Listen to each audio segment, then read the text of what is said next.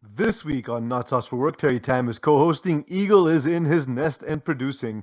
We discuss the upcoming NFL playoff weekend, LeBron's failings as cloaked general manager, and Darren Rovell sarcastically apologizes for being white. We will get into all these topics and more on this episode of Not Sauce for Work on the Hot Sauce Sports Podcast Network.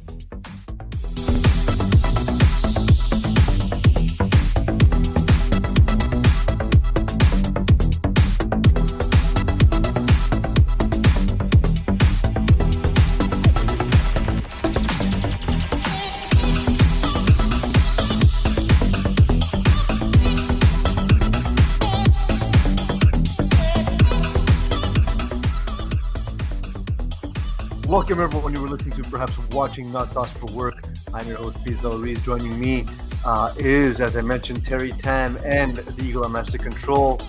So there's something that, Terry, you want to bring up something to start the show. Eagle. I don't have that, so I'm gonna react to this live because I don't have the context other than Eagle's 48-second briefing before the show.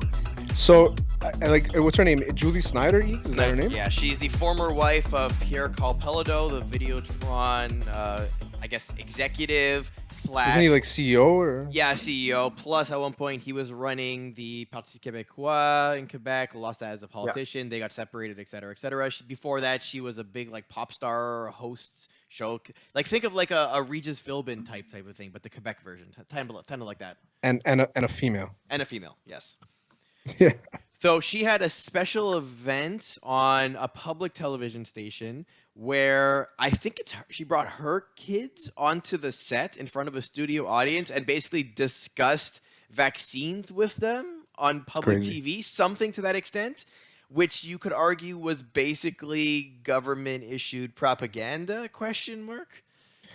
It was the most pathetic excuse. I'm trying to look for the video so I can send it to you. There was the most pathetic excuse of propaganda I've ever seen in my life. So it's basically Julie Snyder sitting in her little circle, because apparently sitting in a circle means that you can't get coronavirus. Then she has these two minors, 10 years old at most 10 years old, sitting there talking about how everybody who isn't vaccinated should be paying taxes. They should lose their rights. These kids saying this, that they little by little they should lose all their rights until they finally do the vaccination, and then they should say. Well, the other one said they should get jail time. This is kids talking like this because somebody doesn't want to put something into their body. It could only be kids in my mind to say things like that because children they repeat everything their parents better, and they repeat what their parents say. What's bothersome to me is parents saying these things. So the messenger here doesn't surprise me, because if you go to François Legault, our premier's Instagram page, anytime he imposes a draconian measure that is not based in science, that is entirely entirely motivated by politics, all of those moves are basically panned by everyone except for middle-aged white Karens. They are his entire voting clientele, as far as I can tell. Speaking of carrots. Go ahead. Carrot cake and Oreo. What the fuck are you doing, man? No, Karen is what I said. Oh. Well, carrot cake is... Okay, wait. No, I thought you said they're as plain as carrots. I thought you were saying that. No. They are Karens. They're like what we saw during the pandemic is Karens. No, the carrot cake and Oreo thing is because I love Oreos and I love me some carrot cake, and I was like, there's a good chance this is awesome. It's just a cinnamon cookie with Oreo cream in the middle. Not good. No, there's no cinnamon that tastes like carrot. I'm sorry. And I'm not mixing. Yeah. If I'm eating Oreo, carrot to me is like a healthy thing. You don't eat asparagus and Fudgios. There's nothing healthy about carrot cake. I mean, there's carrots in it. It's a slice of diabetes. But there's carrots in it. Yeah, that doesn't help. I mean, so maybe literally carrot singular, like one in the entire fucking thing, and even that's probably too much. Yeah, because it doesn't like what is a carrot cake? Like carrot cake doesn't taste like carrots. It's like little shredded carrots. It's like sugar. If I'm tasting a key lime pie, like I know it tastes like a lime. You know what I mean? Yeah, but you wouldn't say the lime and the key lime makes it healthy. Exactly. So like, Yeah. when people eat carrot cake, they'll be like, "Oh yeah, give me a carrot muffin from Tim Hortons." That's not healthy. Yeah. It's still full of butter. So I'd rather get the Sexplosion, the one with all the fruits coming out of it. And a muffin is basically a baked donut, right? Yeah. So like, who you fooling? Who you fooling? Yeah. And do you eat, like, I mean, this is a Seinfeld reference, but do you eat the bottom of the muffin? I remove the two parts. I eat the bottom first because I know I like it less, and then I eat the top. I'm exactly the same way. You know what I used to do when I was a kid? You know, like those little snacks with the cheese and the like the Ritz cracker snacks there? Yeah. I used to take all of the cheese and put them in between two crackers. And the other two crackers can go Little fucking sandwiches. Yeah. That's pretty And good. the other two crackers, they can suck my asshole. I'm not touching. I need I two would crackers and actually eat all the those- cheese. I would eat those two crackers first and then eat the cheese sandwich if I was you. See, the thing is that I would do that. Like with the fudge, I used to do that with Fudgios. Fudgios, I would eat all of them until like. Sorry, not Fudgios. Getting feedback. Sorry, not Fudgios. I meant Dunkaroos. Remember those Dunkaroos? Eagle, I know you. Oh yeah. You annihilated Dunkaroos, guaranteed. 1,000%. 1,000%. In fact, Like, I would try and too, sneak like, them when I got home. especially I like the not the Oreo flavor ones. It was like vanilla with the little chocolates in it. Right? Yes. Yeah. Yeah, exactly. Those are the ones I'm I didn't talking like the about. So, rainbow I would sparkle eat, ones. like, I like the little like vanilla with the chocolate. Yeah. exactly. Yeah, I agree. Yeah. So like I would have like I would eat like a few of them just plain because they're still good, and then the rest I would take all the sugar, all like the icing, slap it into the big part with all the other cookies, and eat it like a cereal. Yeah, that's Because I'm a fat kid.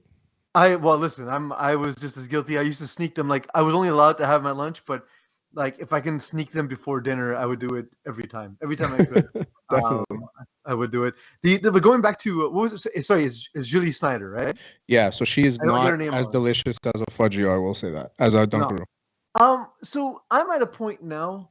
We've talked about this a lot in the show, and people who follow know our stance and my stance specifically. I'm vaccinated. I think it's the way to go. At the same time, that doesn't mean I support the government's mandates.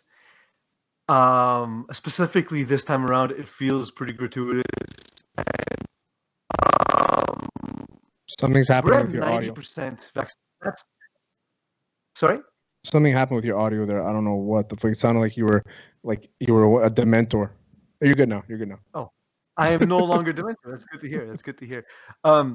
So essentially, we've reached 90% vaccination in Quebec. That is elite. Most of the countries in the world have not reached that level of vaccination. We're never going to get to 100%. At this point, we need to start holding the government accountable because, hey, we did our part. It's not our fault. There's only 1,000 ICU beds for a population of 8.6 million people. It's not our fault that you delayed approving the home test. It's not our fault that you delayed the booster shot that you said was the key to success. So, like at this point, we need to hold our government responsible because we did our part. We got vaccinated to a 90% degree.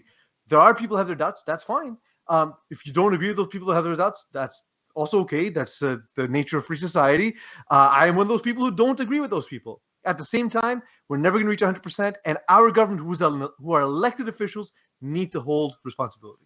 The thing is that when you live in a honestly borderline socialist area, like province, the way Quebec is acting right now is so close to socialism, it's nuts. Okay, and in the bad way, not in the good ways, because there are plenty. There's a few good things about socialism, but now the key is that it never works. Is the first exactly. one. That's one thing.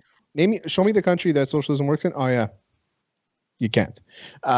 There's a reason why every Cuban in Florida voted for Trump.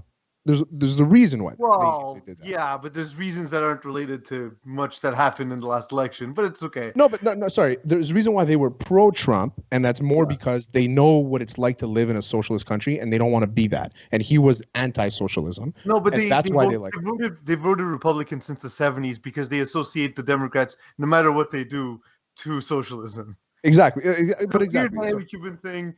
No, but Trump's approval rating with the bad hombres was unbelievable. It was through the roof. It was the most that any candidate. It was one of the segments where he had the most growth was in that community. Exactly.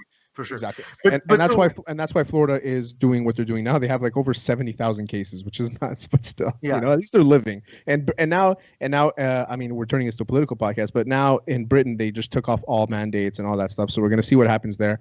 But if there needs to be a change in this province because it doesn't make any fucking sense. I can't go buy weed without a third shot. I understand. There's a lot of this that I understand. Like, for example, like to me, to wear a mask because it makes someone else comfortable is not the end of the world. I don't care. Yeah, I'm okay with that. It affects my life 0%. I'll put it on. In fact, I told you guys I took a flight recently and I wore a mask and I was like, it wasn't that bad. And for the first time ever, I didn't get sick on a plane, so that's awesome. But then the part of this that struck me was in all of the most recent things that we're hearing from our government, it feels as though the enemy is no longer the virus. The enemy has become the unvaccinated. And that can't be the case. The enemy has to always be the thing that has killed people, which is the virus. That's where we should be fighting. That's where all of our efforts should be focused, not on fighting the people who have chosen not to be vaccinated. And now let's look at how many people it's actually killing, and then we make our decision from there.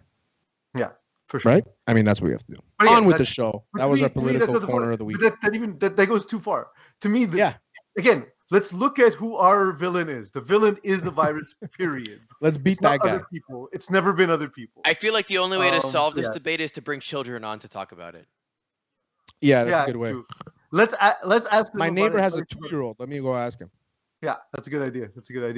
Well, that's it. We have a lot to get to, so it's time we get to the news.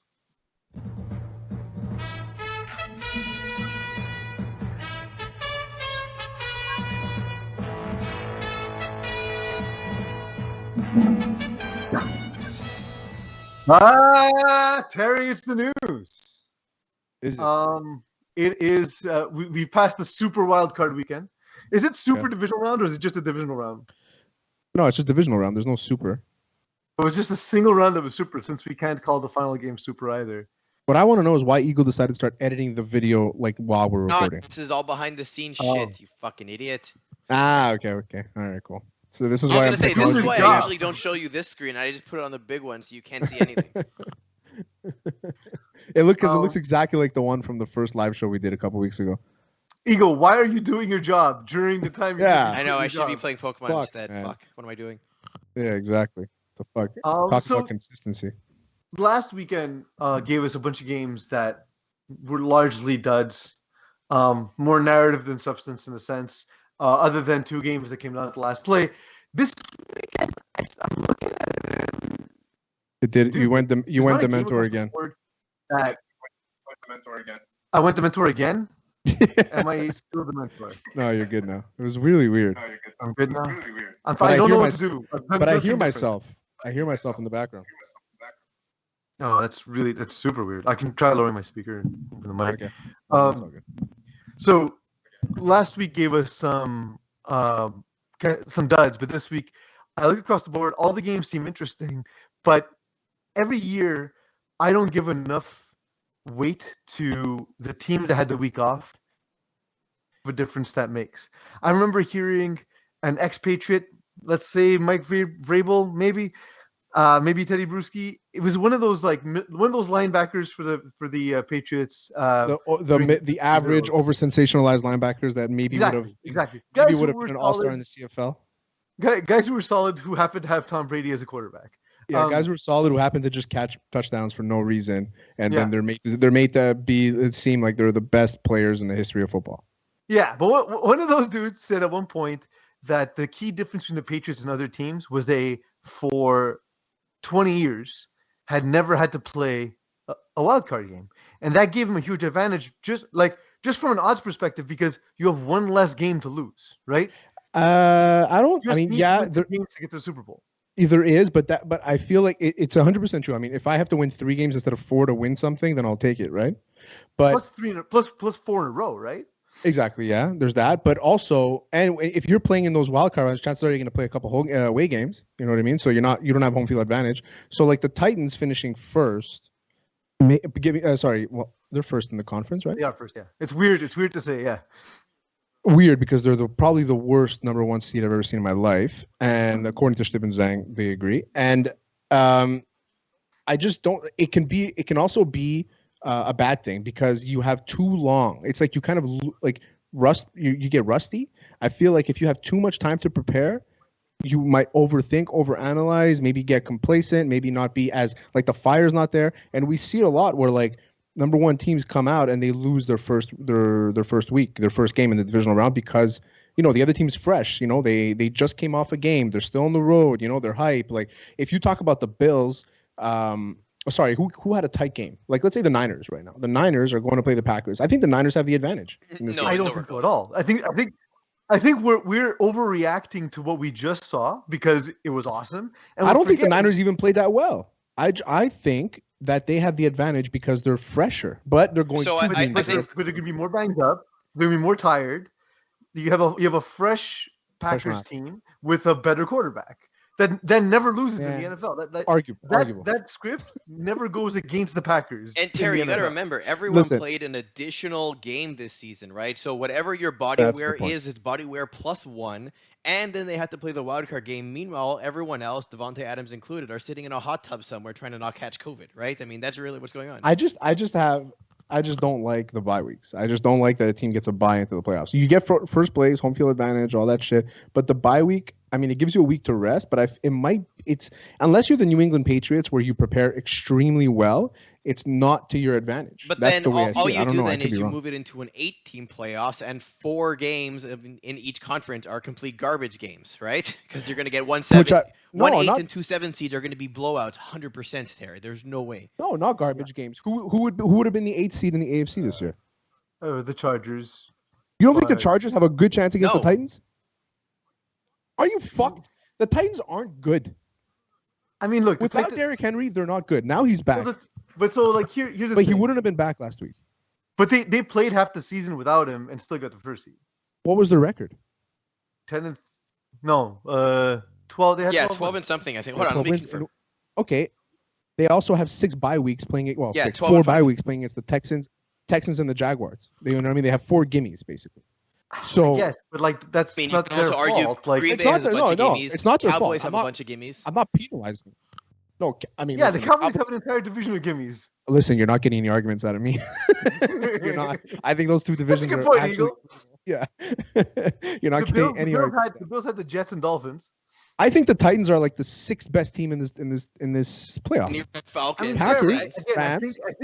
I think it's you're doing literally the thing I'm saying I do every year, that I forget how physical the game is and how important it is to have a week off. Packers, Rams, Bengals, Chiefs, Bills. Right there. I didn't even think about the rest. Bucks. I'll throw in the Cowboys there. I'll throw in the Bengals. I already said the Bengals. I'll throw in the Raiders and the Titans are, to me, they're even. Like the way they've been playing lately. That's the way. That's just the way I see it. I don't know. I know I'm crazy and I have weird thoughts. Which is the week off is a huge advantage. So if they would have played last week, they'd probably get upset. But having a whole week off and everyone is completely fresh, where the other team is banged up, it's like you're a boxer and you're fighting a guy who's already fought 4 rounds and you're just stepping into the ring. Yeah, that's a big advantage. Where the Chiefs were the 2nd seed, so they would have played.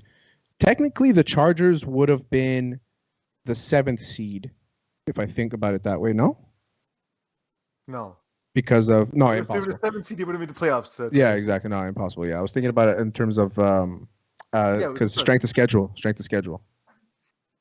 Yeah. Because they weren't tied. They ended up losing the last game. If they tied, they would have been in, right?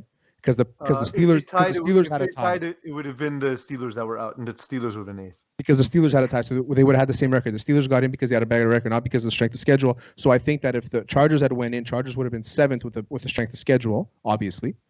Strength of schedule. No. But you're changing. So you're saying if the last game was a tie. I'm just saying if it was 8 teams. I know, but I'm saying. I'm saying the results to 8. I'm saying 8 teams also. I'm saying 8 teams, but you. But if there's 8 teams, they lost the last game. It doesn't matter. They're in. I'm saying where they're going to be ranked, 7th or 8th. They're still 8 because they're 8th now. No, because if they had you're changing the result of the last game. No. I don't know why. Eagle, help me out here.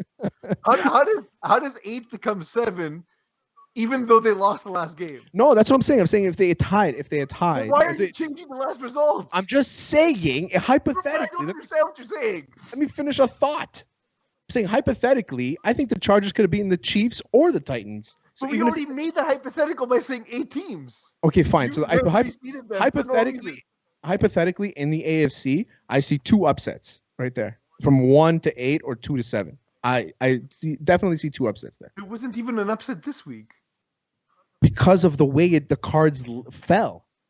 No, the top teams are just better. Period. Yeah, I mean, they're obviously better, but the Titans are not. The Titans are not like. If I look at the Titans 3 weeks ago, we're not looking at the Titans the same way. They won 2 games at the end of the season that put them in this upper caliber of a team. Like, we think that they're good. You know, just as well as I do, that Ryan Tannehill is going to fuck this up somehow. They're not a good. They're not they're fake. They're pretenders. They're pretenders. They're not contenders. But here's the thing: even if they're not one of the best teams, they have a tremendous advantage that they're fresh, and when they go up to when they play the Bengals will have come off this emotional game, and guys that got banged up, and so on and so forth, where they don't have that issue. They're getting. You say advantage. They're Derrick Henry. They're getting. You say advantage. I say crutch. I say handicap. I say wheelchair. That's what I say. So they're not pressured. There's no advantage for the Titans, the Tennessee Titans, being led by Ryan Tannehill. There is no advantage to them resting another week. The only advantage they have is that Derrick Henry's back and he had another week to recover. That's the biggest advantage in the NFL. So now all you have to do is account for that guy and the game's over. So nobody's done that before, is account for Derrick Henry. No, in the regular season. We're talking about playoffs here. The Bengals are fresh. I'm going heavy on the Bengals this week. All right. So how's your gambling been recently? 50-50. Yeah, let's go forward. I was good last week. I went like 8 for 10 last week. Whatever. I think you may have a case just because I don't think the Titans are great. I still think the Titans have a better chance of winning this week than they would have had last week because they get Derrick Henry back, because they're healthier, because they're fresher. It's a huge advantage in the NFL. For sure, it's fucking Derrick Henry. Nobody's seen a talent like that guy in so many years. You know what I mean? So yeah, and obviously. The guys he's hitting are already tired. The Bucks lose 2 linemen, and they're heading into this week. I think that's going to have a bigger impact than people are making it out to be. Tom Brady is the quarterback who gets rid of the ball the fastest in the NFL. If he has to hold on to it, then that's where you might see all of that fall apart for the Buccaneers. Yeah. Listen, with Bucks too, man, I'm not completely sold in the Bucks, but there's always the Brady factor, right? So it's like, yeah, these are huge. Like, even if like last week when Wirfs went down, and he went back into the game, and his first play he got annihilated, and Tom Brady got sacked. Yeah, I instantly tweeted, I'm like, why is Wirfs still in the game? It makes no sense. But you can tell that they would rather him than their backup option. You know what I mean? To finish the game that they were winning. So well, I think as soon as Wirfs got hurt, they should have pulled Brady and Wirfs. Exactly. That way Brady can't get hurt no matter how bad the backup is. Blaine Gabbert's been doing this with shitty offensive linemen for years. Let him. He's the expert in this area. Yeah, let him get hit. You haven't had this luxury. Okay. So step back. Let Blaine Gabbert show you how it's done. Okay, and then we'll go on with the game. But like, because it's not the same Bucks team we signed up for at the beginning of the season. That's definitely true. Like, Fournette, is he playing? I don't know what's going on with him. Fournette may not play. I saw an IR designation, but apparently he's not on IR, so I don't know. It's fucking NFL, man. It's so stupid. Yeah, I'm having trouble following the playoff designations, to be honest. They take advantage of the post-fantasy season to start fucking with everything. Exactly. Well, that's it. It's because it's not fantasy anymore. They just – but, like, it's a lot of daily players. Upper body injury. Go fuck yourself. Upper body injury is thumb. So he might not play, but then on top of that, obviously Antonio Brown is out, and as is Chris Godwin. And like we saw last week just how the offense doesn't look the same without him, right? Like a couple times Troy Aikman put the blame on Brady, but it was Ty Johnson not being in the right place. I mean, can I just say, I've watched Rodgers for years. You don't need a full set of receivers. You need one guy, and you win games. So if Brady can't do it, is he really the GOAT? Yeah, exactly. You just need toss it up to one guy, and you'll be fine. One guy. Yeah. So we'll have to see. We'll have to see how that one plays out. To me, the game I'm most excited for is Bills Chiefs, because the Bills look much better when they let Josh Allen do all the Josh Allen things when they actually let him run. And now this playoffs, they're not worried about him getting hurt. They're turning him loose, and he just looks free. It's if violence was an oil painting, that's what Josh Allen would be. If violence was an oil painting, that's what Yeah. Josh Allen would be. He's a beautiful violence. He's a beautiful violence. That's how he described his play. Like it's graceful, right? Like he's a great athlete, but he's also so powerful. Like he's running so over dudes like smooth. he's Cam Newton, but he's also got this like grace about him, you know? Yeah, when he runs, he's just so smooth with it. Like it just but seems like that's every move. There's no like juke. There's no like stop and explosion. It's just it flows. It flows, and he's just impressive to watch. Definitely, last week was his coming out show. I don't think anybody appreciated Josh Allen until last week's game. They didn't appreciate him as much as they should appreciate him. He's like a swan made of bowling balls. Like that's what I see when I see him. Swan made of bowling balls. Yeah, because again, elegant, graceful, smooth. But my God, when he runs into you, that's a big dude. That's a big dude. I just found out about his story, how he didn't get a D1 offer until he emailed like every school in the country with a very basic email. And Wyoming is like, all right, cool, we'll just take you. Wyoming is like, we're Wyoming, sure. Yeah. Are you down? You said you're from California. I mean, we're in Wyoming. He's like, yeah, fuck it. But that's the type of guy Josh Allen is, you know? Yeah. First round pick after. Josh Allen, man. I'm a big fan. Big fan. The other story he's that he's Ben. He's Big Ben. He's Big Ben, I think. Well, if Big Ben was more athletic, even. No, but like Big Ben early on was he wasn't fast. He was. No, but he was able to move. He could move a little bit, which is funny now because I don't even think he can get up and go to his fridge. Oh my! I mean, he is a fridge. He doesn't even need to go. He just opens himself up and drinks the beer that's already inside him. But yeah, the game. Another game. But the thing that caught my attention this week was, firstly, the way this all came to light was Magic Johnson putting out a tweet criticizing the Lakers for what they're doing is unacceptable and they're not putting in the work, which is funny for a guy who literally quit as GM of the team. You're calling them out for quitting while you quit. You actually quit your job while working for the team. Yeah, man. Like, why are you quitting? Where are you now? Well, I'm at home. Why? Because I quit. But like, this fucking team is a joke, man. This team is. I watched. I don't know. You know what show JJ Redick is on? Is he on Part of My Take? Part of My Take. First Take. I don't know. JJ Redick went on a rant about the Lakers, and JJ Redick is spot on most of the time. JJ Redick, Ryan Clark, like those two guys are like my two favorite guys in each of those sports to follow right now because. But they're both former players, both highly respected players. They're articulate. They both know how to speak well. They have excellent points, and they come from an area of fact. And now JJ Redick ripped the Lakers, saying how I have friends on this team. I have friends that I'm still friends with to this day, and this team is a joke, basically. Like, they're too old. They're all past their prime. He's saying this about his boys. Like, he's like, they're all past their prime. They can't compete anymore. It's like they just blew a lead to my Pacers. LeVert got 22 points in the fourth quarter. Yeah. Would that have happened in a LeBron dominant era? No, that would never happen. No matter what the situation. I would think that the problem here is that LeBron's dominance off the court got the best of the team. This is the team he built. If you remember, they had a trade set up for Buddy Hield, which I was telling Alex, the intern, who is a Lakers fan, I was telling him, hey, Buddy Hield's a great piece for them. And then instead, they ended up getting Westbrook. And I was like, that's not going to work. And it's not working because, like, he's at this point, Westbrook is not as good as he was. And he was always kind of like a less good version of what LeBron does, who passes less. He is what Allen Iverson aged into being late in his career. Just a guy who's inefficient, who can't really shoot, who puts up bad shots, whose athleticism can't bail him out the way it used to. And then like guys like Melo and all this, and I don't even know how you fix it because how do you trade Westbrook? Like for what? What do you get in return? Who wants him? Who would take Westbrook right now? NBA. Like he's either going to go to a team that absolutely just needs to sell a jersey of somebody, which that doesn't really exist anymore. Like who? The Kings? Maybe the Pistons, maybe. Who do the But Pistons then have? you're better off Who's the tanking best player for on the them. Pistons? Is it Grant? Like, who is it? Yeah, Jeremy Grant's a good one. And I don't even know him Um, that well. I just know his name. oh, he's I'm not a good. huge, He's solid. but no, but he has to be Oh good no, for me well to know his. they got Cade Cunningham, the first overall pick, Okay, there you go. who should So be I good. mean, listen, Detroit is a good spot for Westbrook. I think.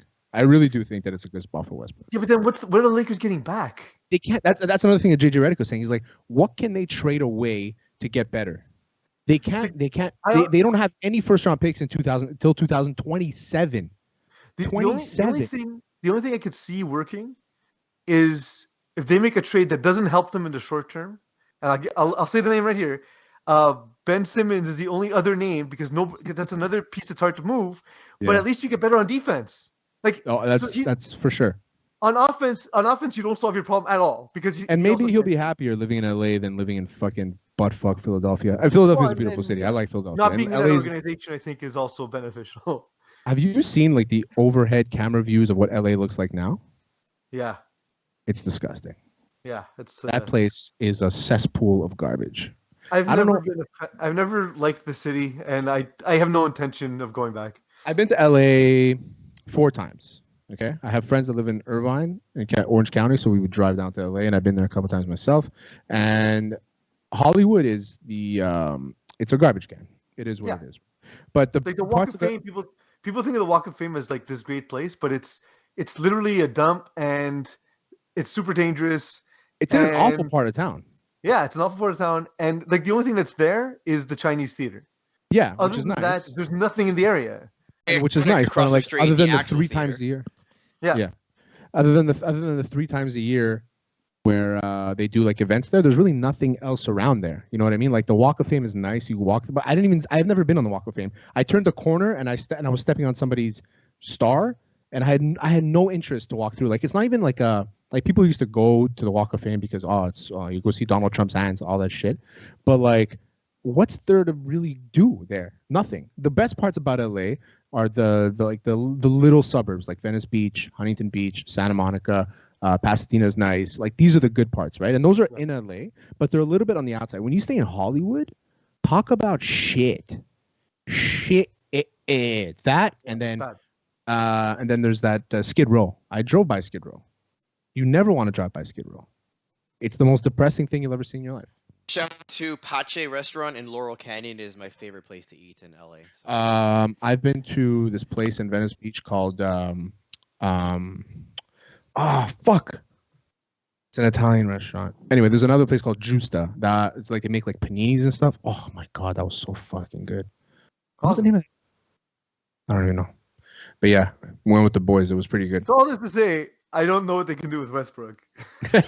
Westbrook's definitely not living in Venice Beach. Definitely. Yeah, no. Yeah, so is this kind of feels like 2 things. One is, the player. I'm 100% for player empowerment, obviously based on all the conversations we've had. But this is kind of what the danger of it can be. But also, it kind of feels like LeBron reached dad mode now. Like. He's like telling it's him saying these are the best basketball players is like us telling kids like, yo, these are the best hip hop artists of all time. We have the best music. We know better. Super Bowl. Come on, Peas, get with the program. LeBron James made a team made of a bunch of Eminems, Dr. Dre's, 50 Cents. Like Tupac and Biggie. Like that's his team basically, and it's like, awesome, that's all great. Also not in their prime, right? Yeah. Like that's the thing. Like that's also all of them are 15 years past their last number 1 single. You know what I mean? So like let's get realistic here. Yeah, absolutely. So that's a good analysis for both of you guys. Like that's exactly what that feels like. The other thing that came up this week, obviously this week was Martin Luther King week. Of course, weird poll saying that 25% of Americans think there shouldn't be a Martin Luther King Day. That made me feel kind of gross. There's literally like a hot dog day. There's a day for everything. How can that be more important to you than Martin Luther King Day? But anyway, there's like 1,500 days of like give Martin Luther King one day. You know what I mean? Just one. Yeah. I think he'll be okay with that. Kind of an important figure in let's just say human history. He did a few things for a specific race. So a few things that may or may not have saved potentially thousands of lives. Yeah, and costed his own along the way, by the way. Exactly. There you go. But yeah, so Darren Rovell put up a series of tweets. The thing, I had a hard time understanding why people gave Rovell a hard time until I started following Rovell and then hit unfollow, because it's Same true. thing for He me. makes everything about himself, including Martin Luther King Day. And then after he got some backlash and people calling him racist and so on and so forth, he jumps onto Twitter Spaces to defend himself. I want to list the defenses one at a time, Terry, and I want you to tell me which ones are the best. And also, Okay. let's weigh them in. Wait, I have a question. As Was it his own? effective or ineffective? Was it his own Twitter space? No, he jumped on someone. It was like a Miami. There you go. Hurricanes Even better. one, Even something like that. Because it was it Big Daddy Kane? It might have been. Not Big Daddy Kane. What's this called? Danny Boy Kane. Danny Boy Kane. He's like the Miami Hurricanes like super fan. Yeah. It might have been. I'm not sure. But he jumped on there, and so the first thing he said to defend himself was that he had over 9 pieces of memorabilia of Martin Luther King. It's very specific.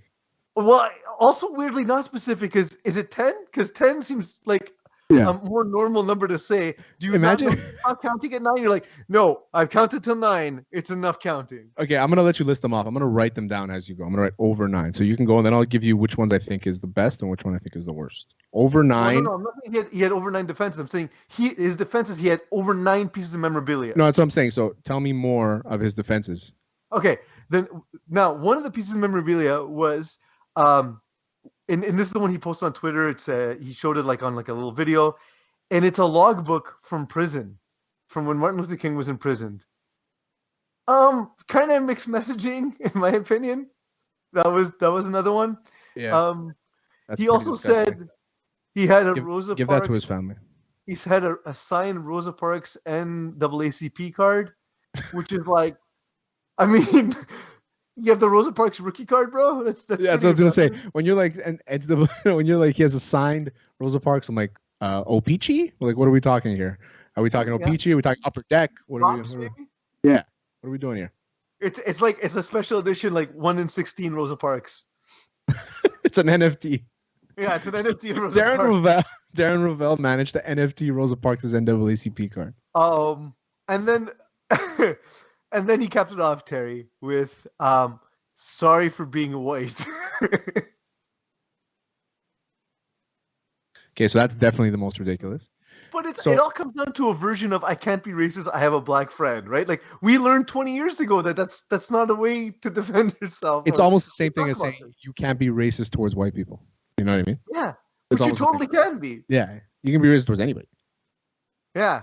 I can be racist towards Eagle, guys with glasses. Look like milk. Yeah, it's not even good. Like you're so white. We've talked about this in the past. Pease doesn't actually like have disses. He just makes observations with a little bit of twist on them. Yeah, it's like Eagle, you like sugar. You like sugar, therefore you crash. Pease, you sound like a Dementor sometimes, occasionally. Occasionally. You may or may not mumble a word here and there. Ha, gotcha. Boom, roasted. Milk, Eagle, you look like milk. Boom, roasted. So there we go. You have the 4 all right, so, that I've delineated. So definitely apologizing for being white is probably the dumbest thing he's ever said. I want to say the MLK logbook, and also didn't he refuse to like donate them? Yeah, he also refused to donate them to the Smithsonian. He was trying to like rent them to the Smithsonian because you can do that. You can rent. Yeah, you make money off it, right? It's a tax write-off and all that shit. Yeah, I mean, listen, it's a lot of people do that. It's a business thing, so I'm not gonna really hate on him for that. But when he says, but if you're trying to make it a business, don't make it about how you're a good person. Yeah, and also don't go on Twitter Spaces and brag about these things. So the MLK logbook, I think, is the most disgusting one, because you're literally benefiting from the person from somebody's memoirs from when he was not free. When he was doing the thing that he was fighting against, he was free. He was locked in because he used to speak out about how black people were oppressed and all these things. And he has the balls as an apologetically white man, okay, Well, sarcastically, apologetically. Sarcastically apologetic white man, and he has the balls to keep this logbook and not give it back to the MLK's family, estate, whatever he can do.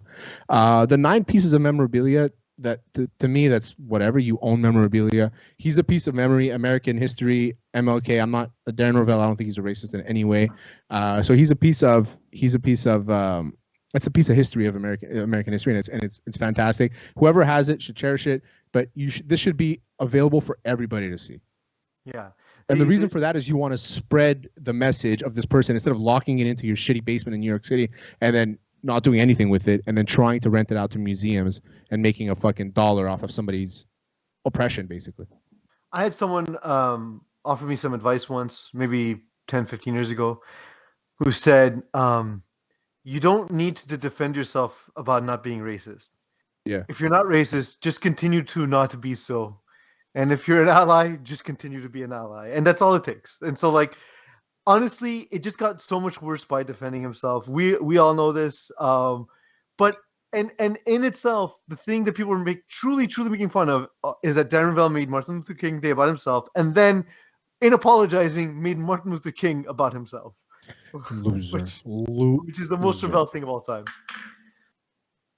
Eagle. I did the same thing as you, by the way. I followed him, and then like a week later, I unfollowed him. It was too. Which because I was like, I don't know why this guy's getting hate. He's just providing like interesting like comparisons and facts. Yeah. Then, Also, like, I thought he was trying. I'm not gonna criticize him for trying to be funny. Like he's just trying to be funny. Like I try to be funny on Twitter all the time. Like I don't come off as an asshole like he does. Yeah. Well, because again, sometimes you I don't just might. make everything about yourself, right? So that's the difference. Yeah. I mean, it's fun to make things about myself. Yeah. But I choose not to do it because there's 7 billion people on this planet. It's true. Eagle, it's time. Before we get into rapid fire, let's not forget about a hotstreak.gg, the world's quickest daily fantasy sports game where you can do in-play fantasy and hit a hot streak. Terry, can you tell our viewers about what that means? Not only is it the best in-play fantasy app, it's just the best fantasy app. I mean, I'm opening it now, and you got all the games going. It's sick. I love this. Everybody saw how much balance I have in there. Not much. I think I have like $60. It's unbelievable. It's unbelievable. This app, how fast you can make money on quick bets is crazy. You make it every 180 seconds in basketball, every few plays in football. They're getting into hockey. MLB is nice to play with too because it's every at bat basically. And a hot streak, what they're doing for Hot Sauce Sports listeners, for Not Sauce for Work listeners, and Shtib and Zang listeners is that they're matching your initial deposit as a bonus. So if you subscribe, you put $50 and they give you $50. They do this up to $1,000. So if you have $1,000 of spare cash and you want to make another $1,000, just deposit it in there, start making some bets, and you'll get your money. You have to use code Hot Sauce. Promo code Hot Sauce, of course. Hot Streak Fantasy, only available on iOS. So all you Android guys, you can fuck right off. iOS, Hot Streak Fantasy, promo code Hot Sauce. They'll match your initial deposit as a bonus. It's the best. You're welcome. All right, let's get started on our rapid fire. We got 5 today, boys. We're going to start with taking the red eye. Fox broadcaster and former Dallas Cowboys Hall of Fame quarterback Troy Aikman criticized the Cowboys' play calling for, quote, scheming too much and not getting the ball to CeeDee Lamb. I actually have the whole quote here. San Francisco rushed 4 guys, but for the most part, they blitzed occasionally, but they were a 4-man rush football team. They're scheming a lot and everything. I'm going to skip to the specific part where he goes like, this corner's playing soft. He's scared to death. Just run the route tree. Run a comeback. Run a dig route. Run a curl. Run anything. You're going to complete the pass whenever you want. Michael Irvin would have had 10 catches at halftime if they played us the way they played CeeDee Lamb in that game. The game is not that difficult. If I've got a great player at wide receiver and a corner is playing him single coverage, throw him the ball, he's going to win most of the time. And my only comment on this is, who would have thought Mike McCarthy would out-scheme himself out of one-on-one ISO routes? That's exactly what I was thinking, Eagle. I was like, didn't you do that nonstop? Isn't that part of the reason Aaron Rodgers was so mad? Is that you just made him throw ISO routes to Devontae Adams and Jordy Nelson and Jordy Nelson and everyone else who went through there? Yeah. Look, I'm not a proponent of like simplistic offenses that way because I think most defenses will take that away and it makes it harder on the quarterback. But that said, if they're giving it to you, take it. I was infuriated. Like, it's not even fantasy season. I'm not infuriated but for Lamb because of like a personal reason. I'm just watching it and I'm seeing like one-on-one from my TV screen. I'm like, man, like, is there a reason they're not targeting it? Like, is there a safety over top? Is there something I'm not seeing on my television screen, right? And then I see this quote. I'm like, holy shit! I was able to see this from my television. How is a whole staff of coaches not able to see this on spot? That's why when you guys said that Kellen Moore's going to get a job next year, I don't think so. And I think that this is his coming out party about how he still has a lot to learn. I think he's a fantastic offensive coordinator. Don't get me wrong. I think that Mike McCarthy is a good coach to a certain extent. I think that he needs the pieces around him to kind of kick him out of his burger-induced thoughts. You know what I mean? Like he needs to have like a fresh mind out there that's able to tell him when to call a timeout, when to call a running play, and when to send CeeDee Lamb, one of the best comeback route players I've ever seen. Give him the fucking dig. Give it to him. Give him a 10 in. Give him something give the ball to him, and he will make something happen. And the entire game, you saw how frustrated CeeDee Lamb was getting. He was throwing his hands up. Obviously, he was being a little bit of a prima donna, but for good reason. Because he wasn't getting the ball when he was wide open most of the time. He could have roasted every single person on that defense. Every single one of them. Right. As soon as they lost Joey Bosa, they should have put him on that side and just thrown it to him. Like hitches, bang, bang. Give him as many catches as he can. Take the ball away from... Did you guys lose me? No. Take the ball away from fucking Zeke Elliott. He was doing nothing. They rushed him 15 times. He ran for 31 yards. He's not getting anything more than what he was getting. And as a Cowboys fan, seeing CeeDee Lamb and seeing what he did last year and what he was doing this year, and seeing him not get the looks that he's supposed to, and then only in the fourth quarter when they started coming back, he all of a sudden starts getting looks again. It's a little ridiculous that Pease, even you, like you said, you saw this from the comfort of your own home. Mike McCarthy didn't see this from the comfort of the fucking field. And it's a little embarrassing that Troy Aikman who's literally played with top 5 receiver of all time and best running back of all time, arguably, right? And he's the person that's telling you this, and he didn't even watch your game. I'm sure he watched it after. I mean, yeah. Well, he didn't. Sorry, he didn't. He very clearly saw like the actual raw footage, like the 11-on-11, because, like the all 22 rather, because he had very detailed information. Oh, but you're right, Terry. You got to get fresh ideas. Less meathead, Mike McCarthy, more salad brain. More salad brain. Give me that guy, the offensive coordinator from the Niners, McDaniel. He'll only go to states. He's only interviewing in states where marijuana is legal. No way. 100%. No way. 100%. I tried to. This guy's the best. It was deleted, but there was a tweet about it last like 2 weeks ago. This guy's the best. I know. I couldn't find it to actually use it on the show, but whatever. Bad reporting. It's everywhere. That's unfucking believable. Yeah. That's going to be a decision. That's going to be a decision that it wasn't his own tweet, but someone reported it and then took it down. And I couldn't find it again. Well, for sure. I mean, it's a bad look for him, but like. When it comes to guys like us, it's a good look. It is what it is. You like some lettuce, bro. No, it's a good look. I mean, listen. Okay, I'm going to tell you this: if you're the Raiders and you are looking for a coach. I mean, Bisaccia did a good job getting them there, but I just don't think they see him as the future.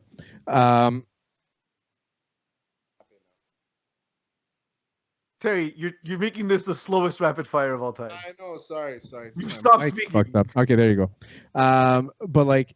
The fact that he's going to be doing this, and this is going to be a considerable fact of why he's making this decision, and the fact that, and like Oakland, they need a coach, and then they hire him. They're looking to interview him, and then they're like, okay, but are you going to be high all the time? And then he's like, yeah. They're like, all right, bring him in. Yeah, it can't be worse than what we had before. That's true. That's also John Gruden. Well, you don't have any emails or about anything, any racist emails. No, I'm good. Not that we know of yet. I just smoked a ton of weed, so I might have forgotten I wrote those emails, but like and he's like, all right. Yeah, I tried to put my phone away after I smoke, so therefore should be good. All right, next on the list, the big NO. The MLB has nixed a plan for the Expos and the Tampa Bay Rays to potentially share a stadium. Terry, I'm going to go to you first since you're wearing the jersey. I am wearing the jersey for this reason. I'm not surprised. I mean, as a billionaire, I wouldn't want to bring in my money into a province that is completely mismanaged. I mean, I think that the history, what we've seen in Quebec in the last few months during this pandemic. At the beginning, they handled it really well. But as a billionaire, you see this government and how they have a say in everybody's life and what everybody does with their lives. There's no reason why a billionaire should bring their money here. And they're not even funding. Like, there's no public money into this. And the government and the city still have a say in everything they fucking do and who they take money from.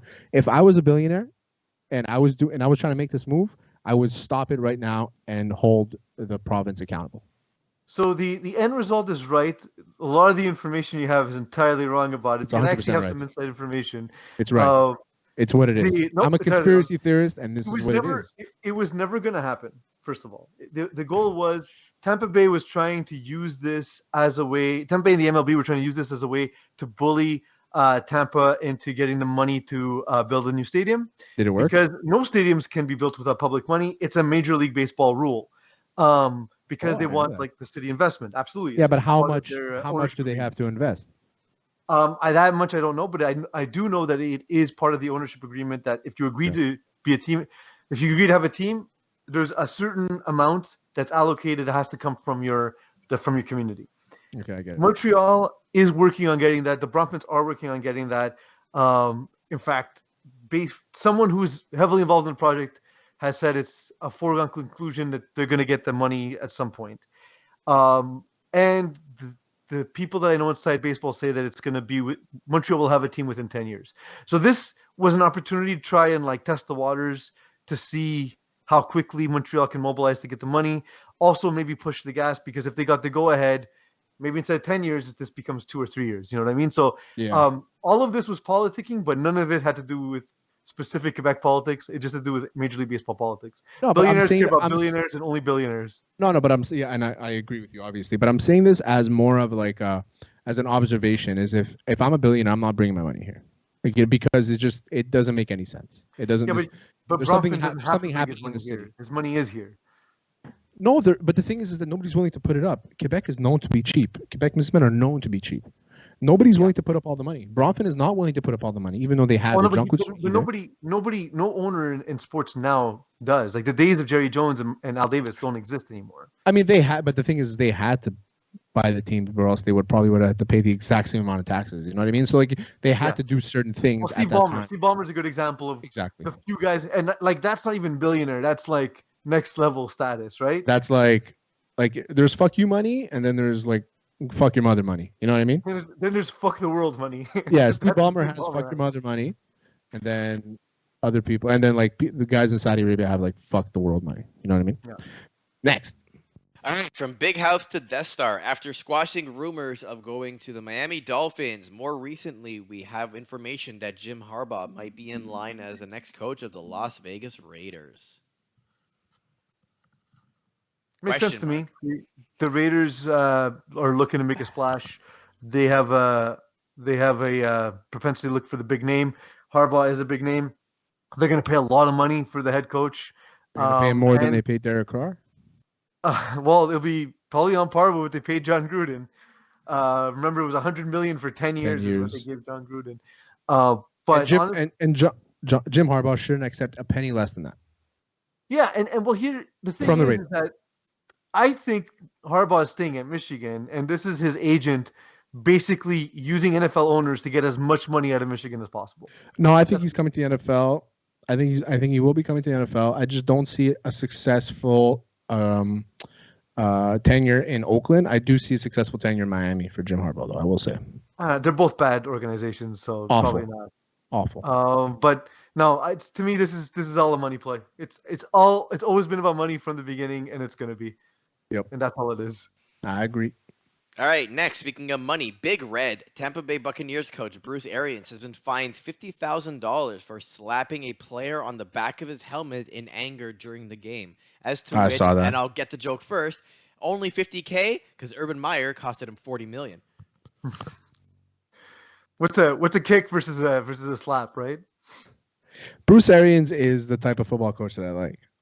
You know what I mean? And yeah, I get on a coaching standpoint. Yeah, on a coaching standpoint, and I don't mind the slapping on the head. I mean, when I grew up playing football. I don't know if you played football when you were growing up, but the chin straps on your helmet. I was a basketball dude, but yeah.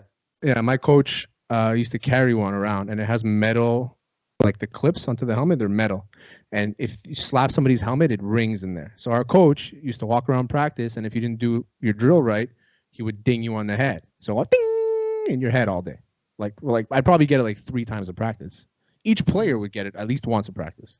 He said that everybody has to fix something every practice, and we sucked. We were awful that year, and I liked that mentality because he wasn't like abusing us. It was just like a little ring in your hair in your ear for like 2 seconds and it will go away. A slap to the helmet when you're getting hit by 300-pound men, a little slap to the helmet by your coach does not affect you. So I don't disagree necessarily. I think Arians is a bit of an asshole. Based on a lot of things that were reported throughout the season, making Chris Godwin run sprints on a torn ACL. Yeah, you're not a good dude, pretty man. Shitty. Sorry, pretty shitty. Yeah. He's old school. He's old school. Yeah. But we're no longer in that time, and I don't think there's a reason to be putting a hand on players. Because here's the thing: what happens if the player turns around and hits Bruce Arians? He loses his job, right? Instantly. Well, he doesn't. Well, he also doesn't have a helmet. Plays again. He never plays again. But so Maybe. To me, it's a power imbalance where you have the coach. It's not as bad as it is in collegiate sports because those are kids and they're not pro athletes.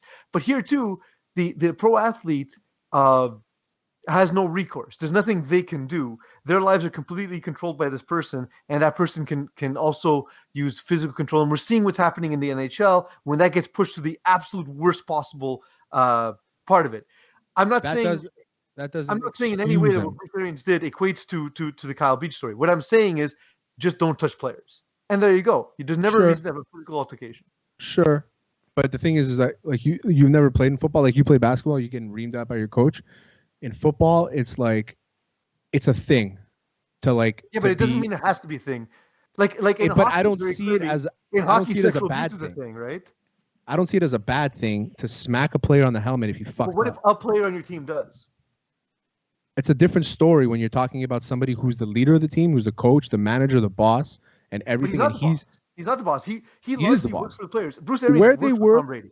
Where they were physically on the field, Bruce Arians is the commander in chief. He's the boss. He's the guy who makes every single decision. That's not true anymore. That's not true anymore. Because again, it's very true.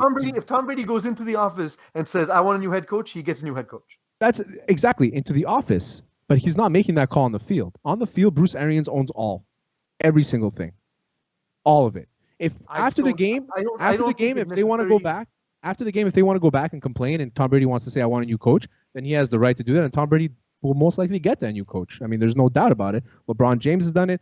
Peyton Manning has done it. Like these are the types of guys who will get a new coach. But it doesn't take away the fact that Bruce Arians, all he was trying to do, regardless of his method, was motivate that one individual to not fuck up. You're saying regardless of the method. I'm saying regardful of the method. I'm saying you don't need that method. There's other ways to do it. There's not a reason. The video that I saw was him yelling at the kid, okay, smacking him in the helmet and yelling at him more. Yeah. That is literally 1% of what this kid has experienced his entire life by a coach. 1% of what he's experienced. He's probably experienced coming up, probably much worse, and he's okay with it. He didn't get slapped on the ass. He didn't get kicked in the dick. The act okay. He didn't get punched in the face. He didn't get verbally abused. He didn't get ripped in front of the media. He wasn't told he was a loser. He was told, "Hey, don't fuck up again. Bang, get it right the next time."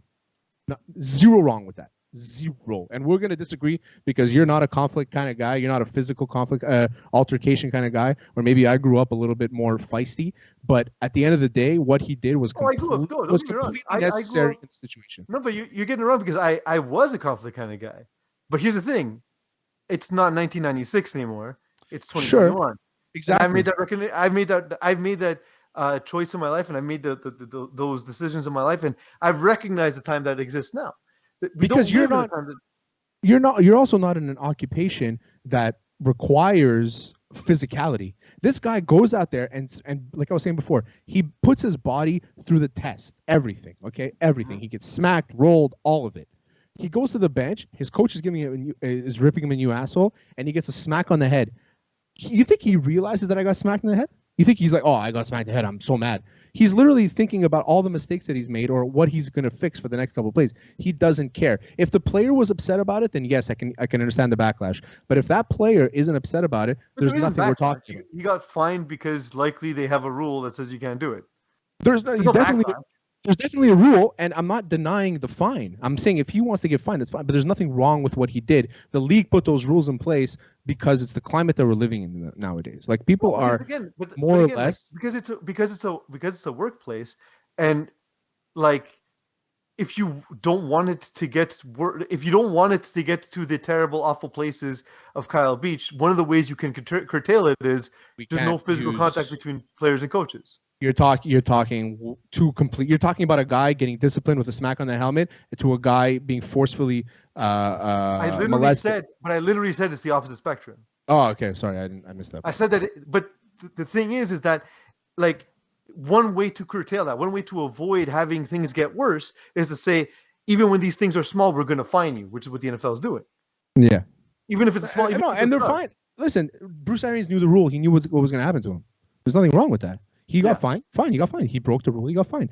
That's the rule. You can't complain about the rule after knowing the rule, like while breaking it while knowing the rule, and he did. Tell it to Raiders fans in the Tuck rule. Yeah, exactly. And our last rapid fire for today: every rose has its thorn. Really cementing the message that anyone could potentially date Kim Kardashian or Megan Fox. Machine Gun Kelly has recently gotten engaged to Megan Fox. And the ring he has given her has thorns on the inside of it, such that if she tries to remove it, it's going to hurt her because, quote, love should hurt. What happened to the MGK that I liked? This was always the guy, probably. He just didn't know yet. He decided to pull a rap battle with one of the best rappers of all time and lost miserably. I mean, that's not even it. I mean, he didn't lose any fandom because of that. It got to his head. No, he hasn't lost any fandom because of that. I think that he introduced himself into a battle. He lost against one of the best, and that's it. But I think MGK, he just kind of doesn't give a shit about anybody, which is fine. Like, you see the way he dresses. If anybody dresses like that, that person gives zero fucks about you. But this is like, how insecure do you have to be where you have to put like a chastity belt on your wife? But also, when mind you, they're probably not doing their own dishes, but when I do the dishes, I take my wedding ring off because like it's not comfortable with it sliding around with like water and soap and stuff.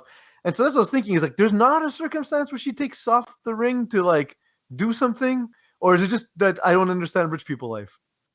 I mean, rich people life is she's going to just cut off her finger, then sew it back on. You know what I mean? Like there has to be a way for this ring to come off. It can't just not come off. Do you, when you were married, Terry, did you have anything written on the inside of your of your ring? Absolutely. I got my wife and I both have. It's just soup. Perfect. The reason why was while we're like the year of the wedding, everything's super stressful. We're getting into an argument about something that doesn't matter, like over the phone, right? Like we're just like some wedding detail. It's really bothering me, or it's really bothering her, and we're really getting into it. To this day, I couldn't tell you what it was about. And then in that moment, like there's like you reach that point in the argument where no one's saying anything. It's just this like tense silence. And in the meantime, while I was talking to her, I reheated some soup. And I tasted it and I was like, the soup is good. And then she's like, what are you talking about? What fucking soup? And I was like, it's just soup. I'm just talking about the soup from this week. Just the soup. The soup is delicious. And so we kind of made that like a thing between us that like most fights in life are just soup. They're not things actually worth fighting about. It's don't cry over spilled milk, and leave well enough alone. Those are my two things. Leave delicious soup in the bowl. Yeah. Eagle, thank you for everything you've done today. Terry, thank you for the arguments. I always like going toe to toe. Thank you everyone for watching. For those who have not yet subscribed, please do so. Any of the podcasts that you like, make sure that you subscribe to them, you rate, you review them. It's really important to people like us. So whether it's us or anyone else out there, make sure you give them a follow, you subscribe, do all those wonderful things. Thank you all for letting me be myself.